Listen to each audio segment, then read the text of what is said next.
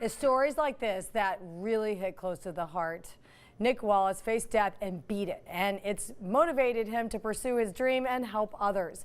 We're honored to welcome him here on Primetime, as well as his mother, Deb, and Parker Andrew from Adrenaline. We have a pretty incredible story here. Thank you for joining us here on Primetime. Thank you. Thank you. And I don't even know where to start because you have such a big story to tell, such a fascinating story to tell. Why don't we start with you, Deb, the mother, and tell us a little bit about your son. Well, Nick, as you know, had a liver transplant a few months ago, and he has not only recovered really well, but has been determined to change organ donation policy and has started a nonprofit called Nick's Picks, where he delivers backpacks of toys. And he's a ham. Backpacks of toys to kids in the hospital who have chronic illness.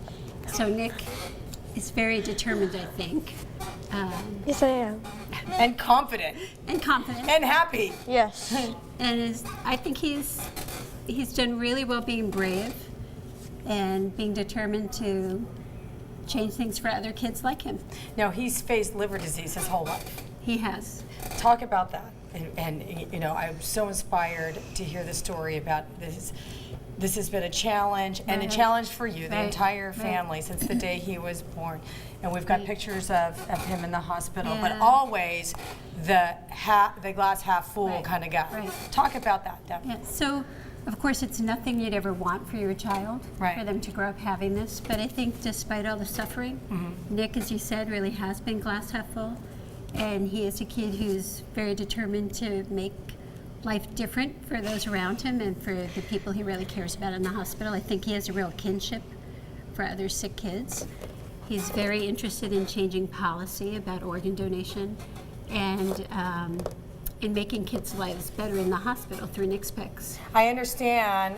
We'll go back to the hospital, the bag that you give to the other kids, but let's talk about the letter that was hand-delivered to President Obama about changing the policy about organ donation. Well, right now in the United States, we don't have a policy where it's an opt-out situation. So unless somebody opts in to the program, they don't donate their organs. And there's so many kids in the hospital already that need the organ that should be donated. So I want to make it so that it's an opt-out situation. Therefore, you have to opt out. Unless you don't, you give your organ. So many people will be saved. So many. Millions. I mean, unbelievable. What made you think of this?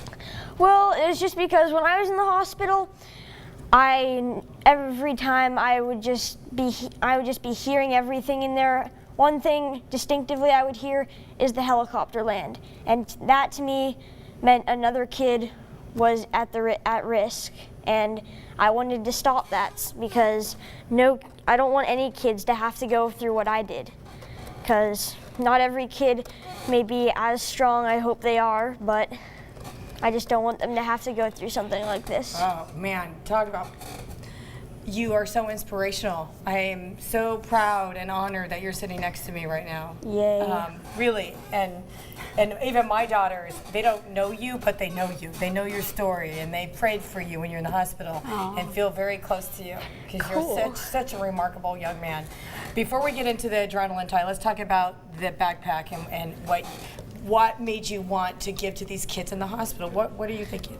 Well, so this all started when I went to the new recently built Rady Children's Hospital to see my friend who has Ewing sarcoma, and I was there for his first chemo. So I saw how much distress he was in, so I wanted to make sure that every kid next in line didn't have to go through something that stressful. So here I have all my goodie bags. Right there. That's what you give them? I have my basketball hoop, which goes on the wall so you can shoot from your bed. I love it. I have the mascot, the main mascot, the seal. I find this very soothing. When I hold it up to my chest, I just feel all the comfort I need. And also, you need to be looking colorful in the hospital. Got some adrenaline Rasta adrenaline socks. Yep.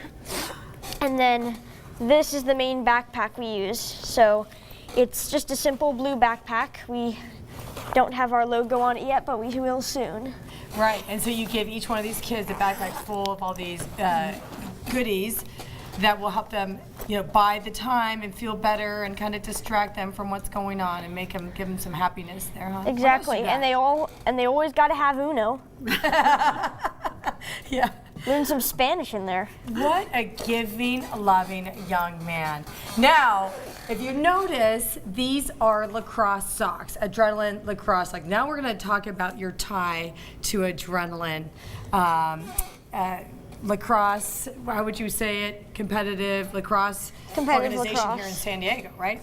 Yep. Welcome. Why don't you talk about your tie with him? Well, I met him when I went to the Adrenaline warehouse to have a meeting with them because I wanted to make a connection with them in Nick's Picks to get some help. And he is an unbelievably nice and caring man. Parker, he is a nice man. Are you you're the head of Adrenaline? I actually run the design department, Okay. so oversee the apparel and the branding. I get it, So- okay. Why these look so good? They do look good. And when we met with Nick, I wasn't sure what to expect, and within a few minutes I realized he was just booming with creativity and great ideas, so immediately I offered him a job to collaborate with our designers to come out with a product line. So we're going to do apparel and socks and t-shirts that are specific to backing his several causes, really. So yeah, excited to release those. And I learned from Deb that Adrenaline, which is a competitive lacrosse club, gives a portion of the money to charity. I didn't even know that, and I have 3 daughters who played through the whole Adrenaline. So yeah, we do have a segment at Adrenaline that we call Adrenaline Awareness, and we partner with several charities. Nick's is obviously going to be a charity that we go big with for sure. So we're excited about it. Yeah. So exciting. Now I understand that you got to, you play lacrosse. Yes, I do. And you're like back on the field.